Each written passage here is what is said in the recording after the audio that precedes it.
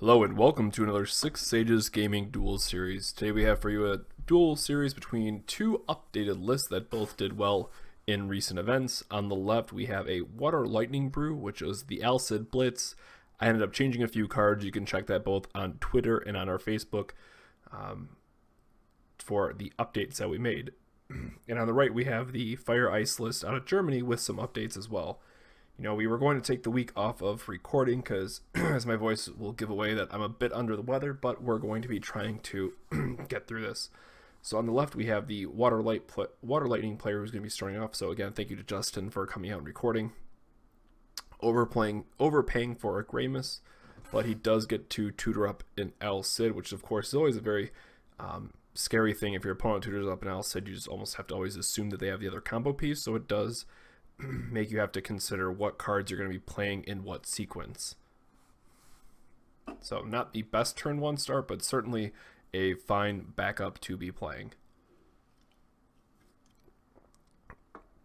And again, the Fire and Ice deck is all about playing the combo, if you will, of say Shellkey, which lets you play a 2-drop of anything but ice into play if your opponent discards a card, into Ghetto, which lets you play a fire forward of 2 or less for free, and then into a 2-drop forward. So effectively you get to play this 3 forwards in a single turn and your opponent discards a card. The one thing I will say about the deck, it is also very heavily reliant on hitting either your Zemus or your Renoa to tap down their forwards. A lot of turns I found myself wishing that I had, let's say, a Gapal, because as you know, I'm a very dedicated Ice Earth player, so I felt that was missing a little bit from the list. But overall, I think that this deck does have some spice to it that is certainly worth looking into. So Lightning Ice, or Lightning Water, going back, starting off with an Ash, which our deck doesn't care about a lot, but Ash has been seeing a lot more play as a response to all the Al-Cids that have been popping up, because again, she can't be killed by Al-Cid's ability, and also she's just a 3-drop 7k that can activate herself and has a very nice special. So all around a very solid card based on the way that the meta has shaped up.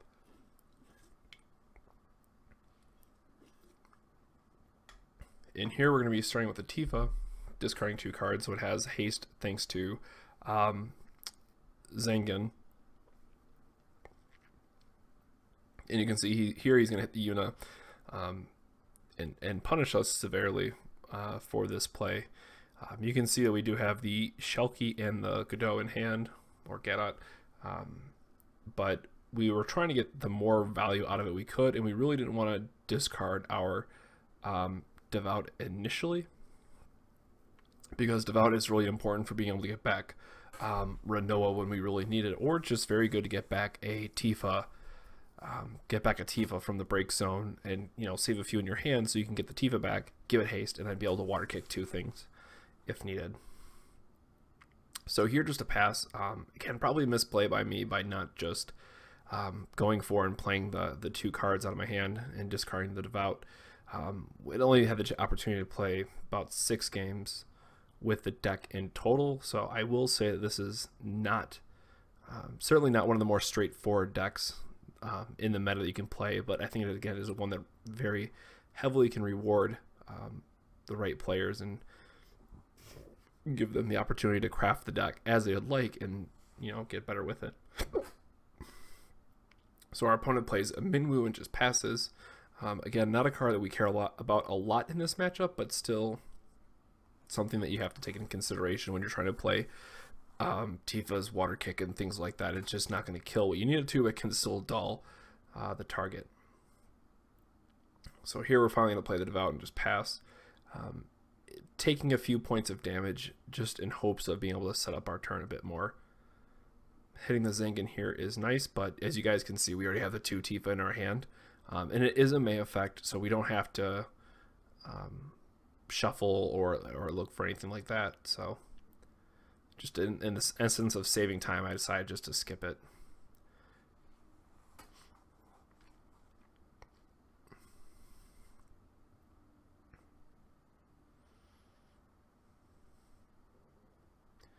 So here again, just trying to build our backup so on the next turn we can break Devout and leave up Selfie to give something plus 2k power attacking, and hopefully bait our opponent into blocking with something. But ultimately doesn't work out for us too well. But hitting another Zengen, again, both Tivas in our hand, which is just the absolute feel bad moment. If those two cards were pretty much anything else, I would have felt a lot better about this first match.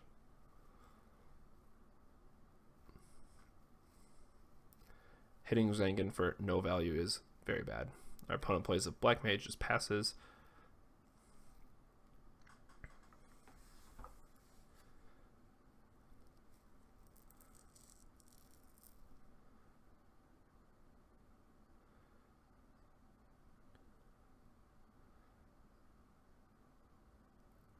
So there's a couple options here. We could just break the Devout, get Tifa back, and then just use the other two red sources for Water Kick to try to dull the game a little bit, or stall the game, I should say. But ultimately, we just go for the Shell Key here, which allows us to play Warrior of Light. Our opponent has to discard a card, and then we have a way to hopefully block Tidus, because he deals double damage to forwards of cost 4 or more.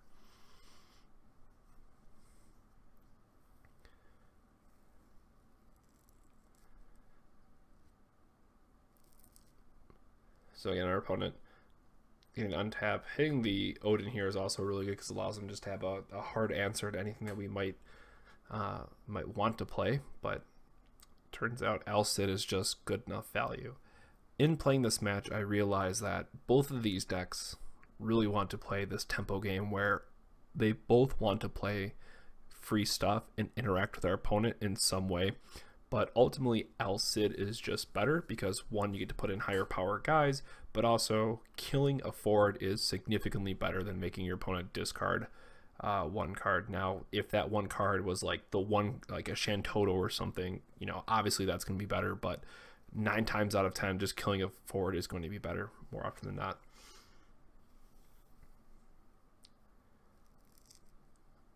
So our opponent taking a minute thinking about the different options that he has.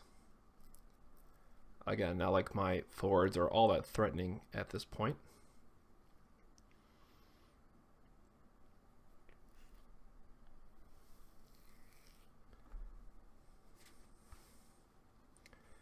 If I'm not mistaken, it looks like he might have an Al-Cid into Uniplay. I can't see one of the cards in his hand, which would just clear my board and give him 4 forwards, which would end the game on the spot as well. It's a little hard to make out the cards in his hand. Yep, it looks like an Astro is the last one.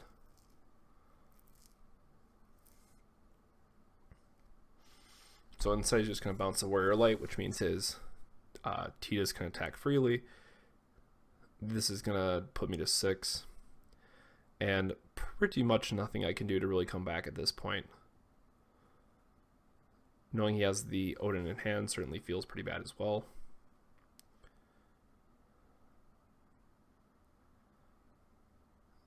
And this is me just trying to play some blockers really at this point. Again, Snow having to chump if he has to, or Shulk, and then Warrior Light to hopefully trade up into the Tidus, which obviously he's just not going to attack because he's not going to give up his Tidus in this matchup.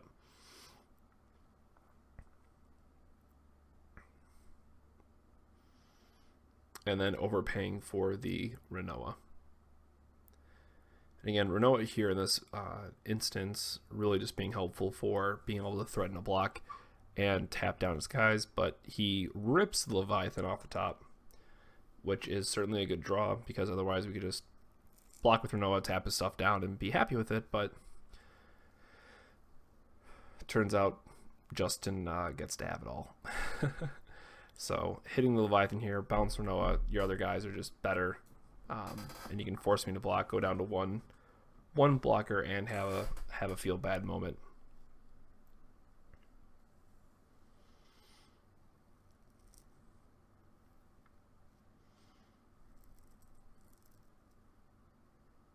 And certainly bouncing Renoa is one of the better things you can do. Obviously, other than that, you want to try to attack, and then before blockers are declared, killers, so your attacker's already declared if you're trying to get through for the last point of damage. But ultimately, being able to bounce her so you don't have to worry about her, or just stalling her too, as you'll see later, is certainly another way to just bypass her effect. But otherwise, just having her on the table as a threat can certainly help push your game plan. And at this point, I mean, there was just no hope of me coming back. Yeah, and he should have just let that rip a lot quicker, but ordered away the Warrior Light. Or in this case, he has the Al-Cid anyways. So yeah, just answer the Warrior Light, attack, and yeah, I'm dead. So I was dead 9 different ways that game, it turns out. So we're going into game 2. Fire, Ice will get to be on the play. Not really that great of a hand that I probably should have mulliganed, but I was trying to figure out what the different hands, what should you really be looking for in this deck. And again, just starting with Zangan and getting a Tifa always feels great. And that is one of the things that I ended up changing about the deck. I really felt that it needed more ways to just remove blockers that your opponent might have, because you're playing all this free stuff early, and then Tifa's Water Kick allows you to remove one of their blockers if they're playing a mid-range or control deck, and let the other guys get under for damage. So ideally what you want to be doing is usually a Zangan into a Shellkey into a 3-for-1 on a turn, followed by a Tifa in Water Kick if you get to live the dream. But obviously that's not always going to happen, but it certainly feels great when it does. So our opponent's starting off a Red Mage, a great card to give him haste, and an Astrologian. It's not all that relevant in this matchup. Of course, if you had Shiva or Jill, that's when it's going to matter, but not a lot of dulling effects outside of that. So Astrologian is just great against the more Ice Lightning dedicated decks.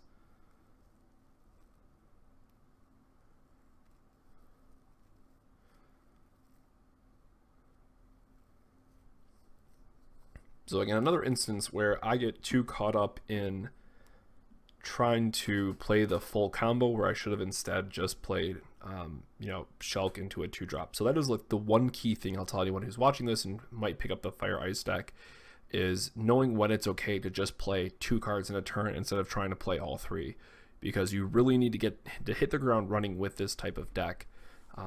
And sometimes just playing 2 cards is perfectly fine, especially if you have that Renoa in your hand as a backup as well. So that is certainly something to consider.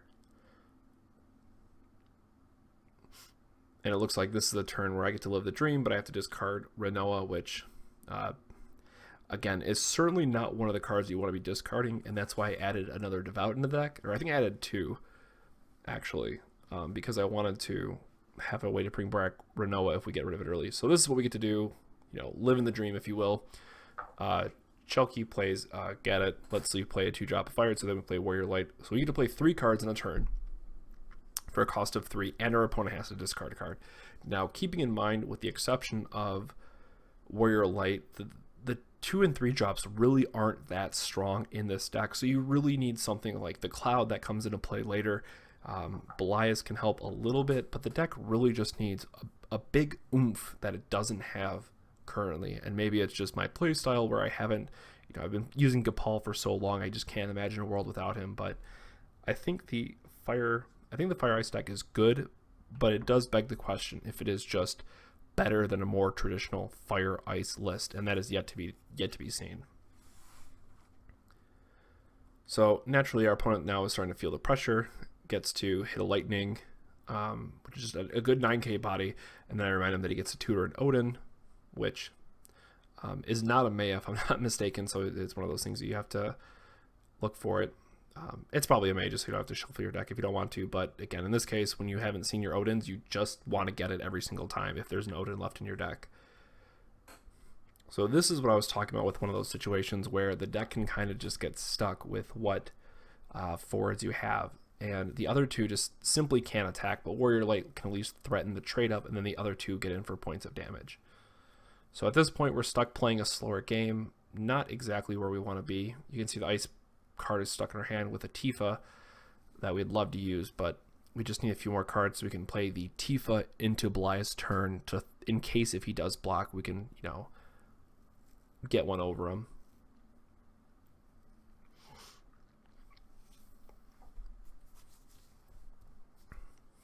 And certainly lucky for us that our opponent's not seeing a Minwu here, just so we can't do other like ping effects or what have you. But Odin and Leviathan are certainly good cards to have in his hand. to play this more control game. And again, he's only facing potentially 1 damage a turn, so he's really not that worried about it off the bat.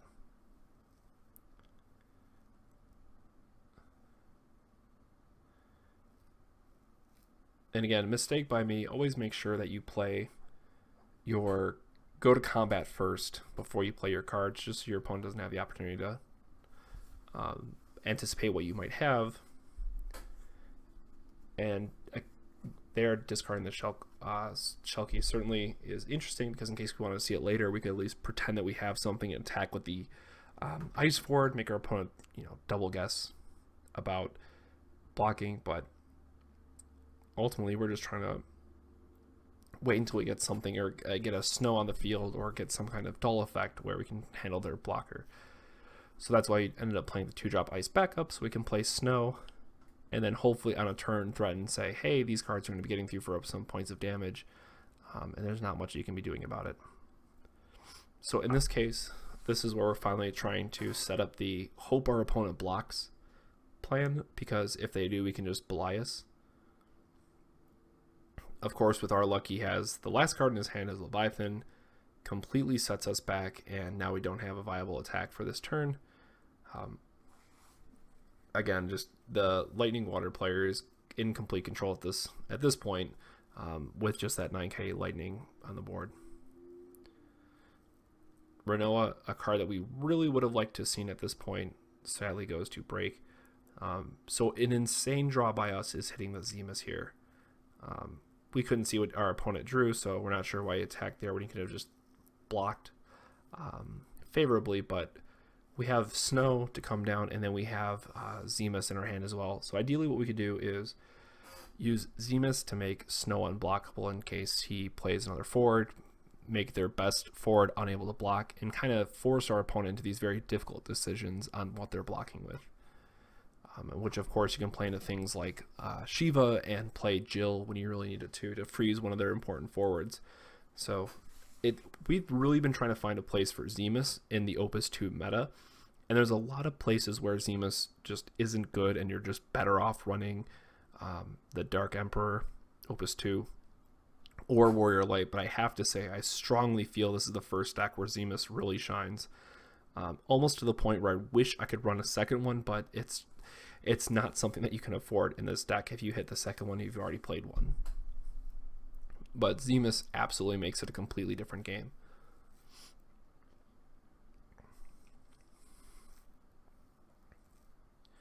So here we're in a bit of an interesting position. We could just use Zemus, make snow unblockable, tap down Lightning, and go from there. But our opponent does have an Astrologian, where if we were to attack with something else, there's a very good chance that he has a water card in his hand while he has 3 cards. There's no way you would attack into that knowing that there's a very good chance for it. So even if we have that Zemus and Snow to get through for some points of damage, we don't have perhaps a board state that we'd really like to have. So here again, we're back to the Tifa plan, just again hoping that our opponent will block, so that we can at least Belias get a point of damage in. Here we see the Tifa come down and make us feel really bad. So the idea here was to, if our opponent wants to do something, he would have to spend 2 to use Astrologian, recover Lightning, try to block Tifa, and then die to the Belias, and then just hopefully 2 for 1 our opponent for all day. But he hits Jotun, kills our Tifa, and makes us very, very sad. So it looks like our opponent is bricking on draws a little bit. He does hit the... never mind. He does have Al-Cid and Rigby, which certainly pushes this in his favor.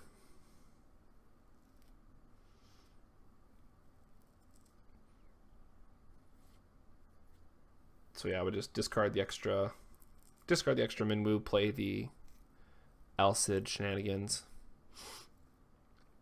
and then still have a water card on backup for Astro if you really need it.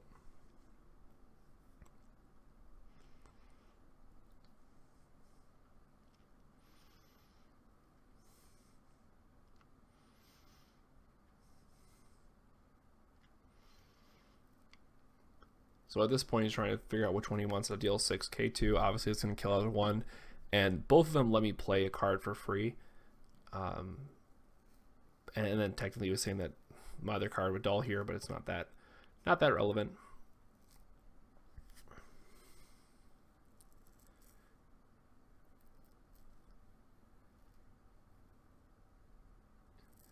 Here we do get a very nice draw with the Jill.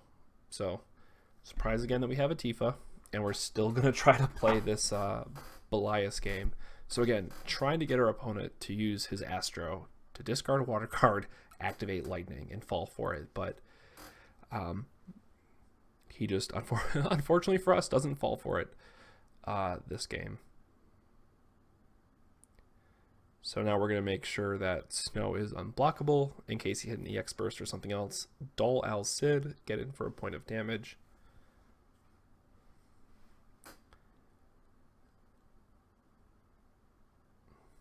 And here he decides to use Leviathan instead, which was interesting. In this case, he forgets that because of the backup, she gets plus 2,000 power, and that's why I made the other one dull. So that he would, if he were to force a block, it would die. And then we get to play the Jill here to freeze both of his forwards. So at this point, our opponent is at 5 points of damage. We can at least have one guaranteed source of damage with Zemus, and then hopefully Tifa will be having a water kick, or some other Shiva off the top. There's a number of outs that we would have in this situation.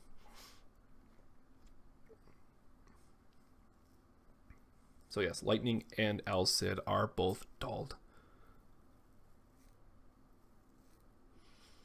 Again, very interesting note here is that if you really wanted to, Astrologian could just untap one of them and present a very scary blocker. And it looks like he's holding a Cecil, a Waka, and an Onion Knight.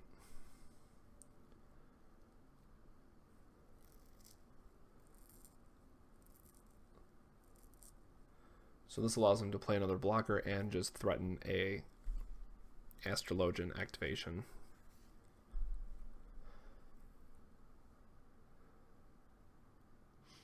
So in this case, we're going to have a red 13, so we can give him the ability to pump himself and haste with the Belias. So he's a potential 10k first strike haster.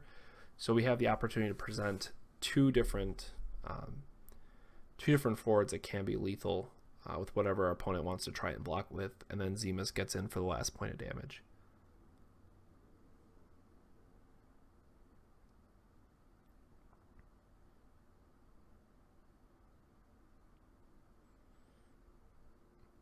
And the point of playing it this way for discarding the red 13 to play red 13 is that so we can Belias, hopefully draw another red card, and use the other Belias as needed. So lucky for us, we do draw another red card.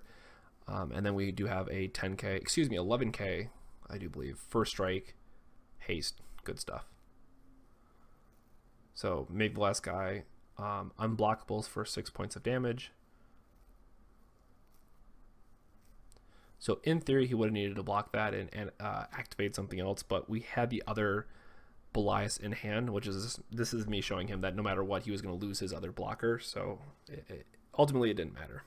So we're going to be going into the last game now. Our Lightning Water player is going to be on the play, starting off with a Astrologian.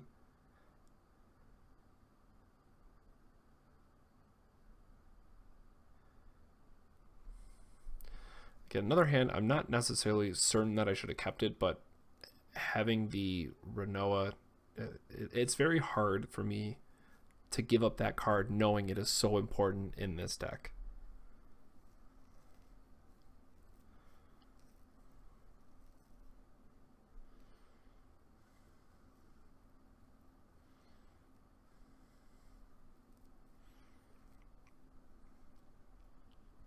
So again, something that we've seen before, just hitting Zangin for the Tifa, draw Tifa, and our haste Tifa into our hands. Our opponent, again, is going to be starting off with Ash. So again, it's like we've seen this play out before. At this point, it's hilarious that I drew Bahamut because I haven't seen it at all, prior. But same thing again, starting off with Ash. and getting in a point of damage.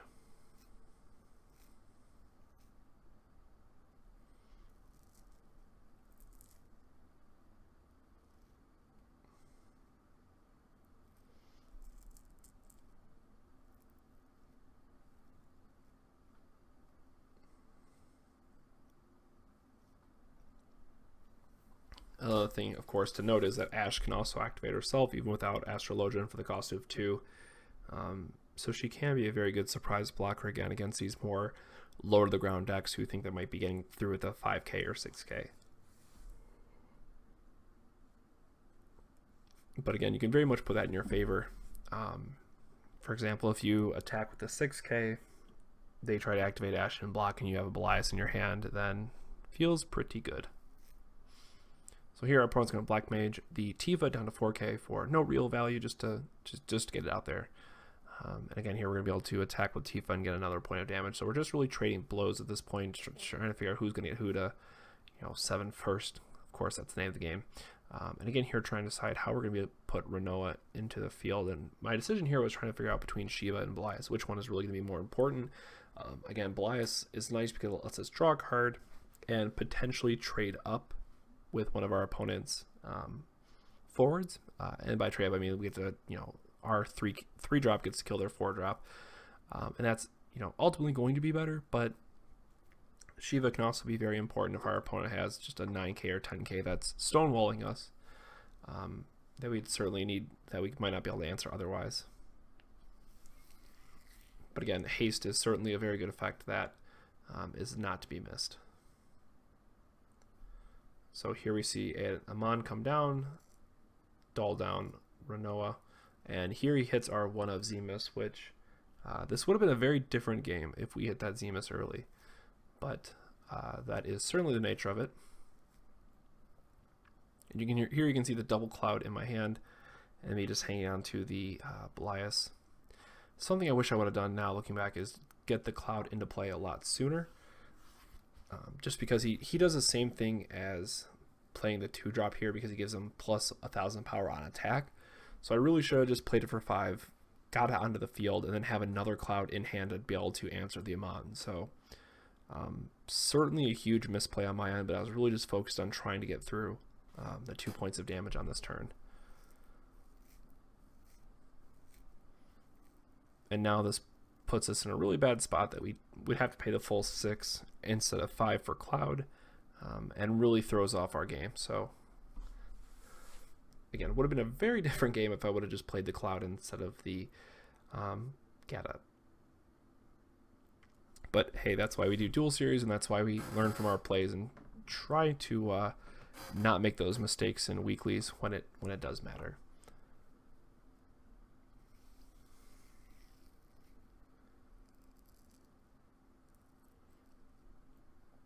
So again, having to pay a full 6 here for Cloud is not exactly where we want to be. So we're just trying to build up our resources. Red Mage here, doing some heavy lifting, because later in the game it's going to let us prevent one of his guys from blocking. So hopefully we're going to be able to set up a board save for that. And again, I will say from this point forward, sorry about the lighting. We were trying to race against the clock, if you will. Our lights were dying, and we were actually running out of battery as well. So we were trying to, at this point, trying to rush through our plays a little bit more. So our opponent dulls down our last guy, so we can't block, plays a Titus, which is going to be able to threaten a 9k, and is certainly something that we have to immediately care about.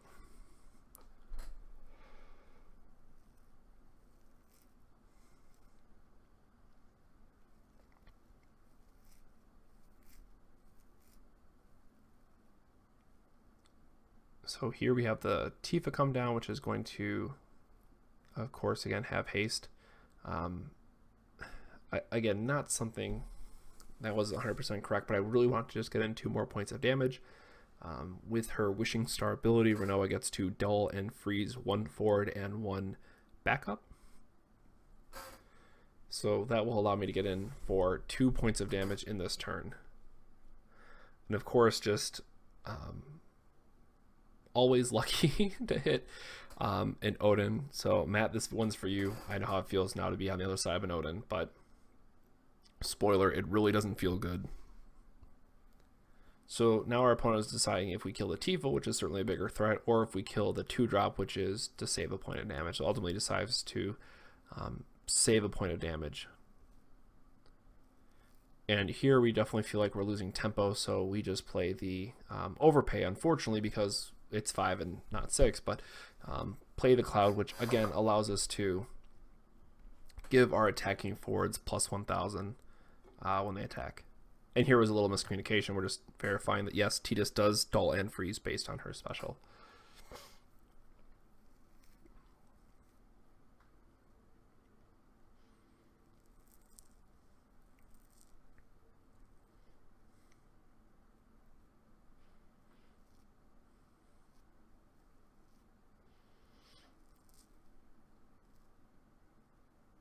So here our opponent plays the Sage to get back a character, so we got this anything but a summon.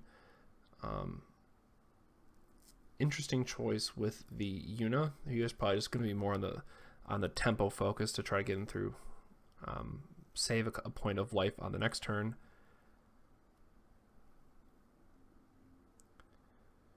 And here we have to play a very, very odd permission game because we have to announce combat, and before we can declare our attacker, our opponent gets the priority step to dull something if he wishes. So Renoa here attacking for 8, hitting another Odin EX, which again feels terrible for us, but we're playing in red 13 for no real value because again we just need to get more forwards on the table because otherwise we're just losing to the Amon at this point. Well, I should say Amon and Tidus because the Tidus is a 9k. And here he's able to attack because Leviathan, got rid of my last blocker. We can search for a Tifa, which is certainly nice because it has haste, but it might not necessarily be enough to get us out of this spot.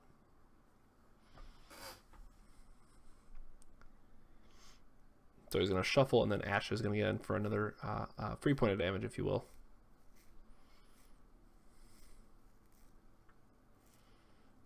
So Jill very thankfully coming in for us and being able to freeze something when he has a full lightning hand. Oh, just kidding, he has another Astrologian. So, yep, he gets to recover. He gets to recover Amon.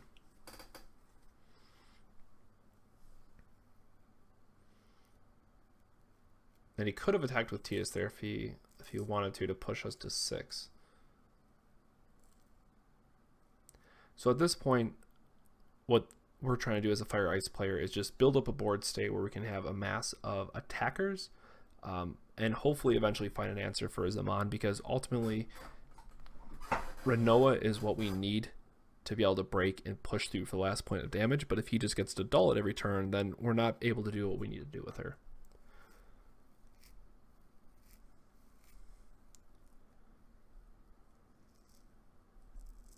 So again, playing this game where we're just trying to get blockers on the table, and again we were trying to play fast to rush through the lights, which decided to go out on us towards the very end, but you deal with what you can. So again, playing the Tifa again. It's an 8k, it's blocker. We can threaten water kick if we tap right, but otherwise just a good attacker to have and can help block a couple of his choice forwards as well. So at this point, we don't have an option but to just try to play defensively. But again, his Amon is going to be able to tap 2 things down really here. So if we say we're going to go to combat, he dulls something, we go to our second main phase because he really can't afford to attack here.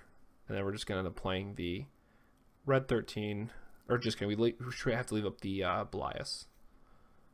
So in terms of playing to our outs, it's our opponent trying to make our opponent has to make a misplay.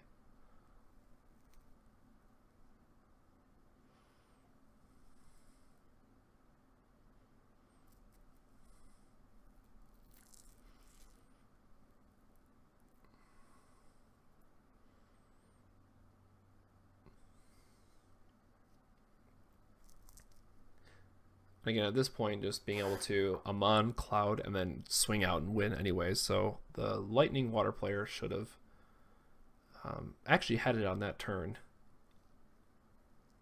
1, 2, 3, 4, 5. Yes. So the lightning water player just missed lethal on that turn. And then we get to Shulk into Godot, give our guys plus 1,000, of course. We're not really in a position to attack. We're just trying to build up blockers. He's obviously in Duel Renoa because he has to. And then, again, we're just trying to pass, and then hopefully on our next turn we can do something.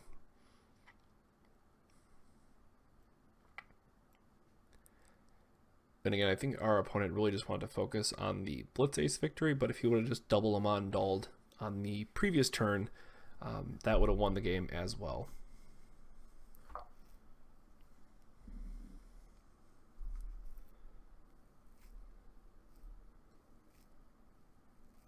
So even at this point, if you were to Amon to Dull Cloud, bounce another one, he would just have enough at that point, or at least force through enough damage. So another misplay here is that he should have dulled Cloud instead of Tifa, because now Cloud is a 10k first striker able to kill Tidus and stop the Blitz Ace.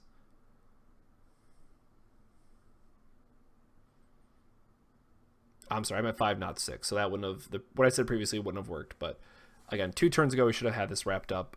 And ultimately, we're going to be able to win on this turn due to his misplay now and only having 2 blockers. So thank you very much for watching, guys. That's all we have for this video. Again, if you liked this video, please make sure to drop us a like. Let us know in the comments below what kind of decks you want to see next. And make sure to subscribe for all future Final Fantasy trading card game content. If you want to see the lists, we will have them up on our Facebook page at 6 Sages Gaming, and we will have them on Twitter as well at 6 Sages Gaming. So thank you very much for watching. Note here, he does get to bounce the Yuna, but we do have the last and final points of damage. So thanks for watching, guys, and we'll catch you on the next 6 Sages Gaming video. Have a good one.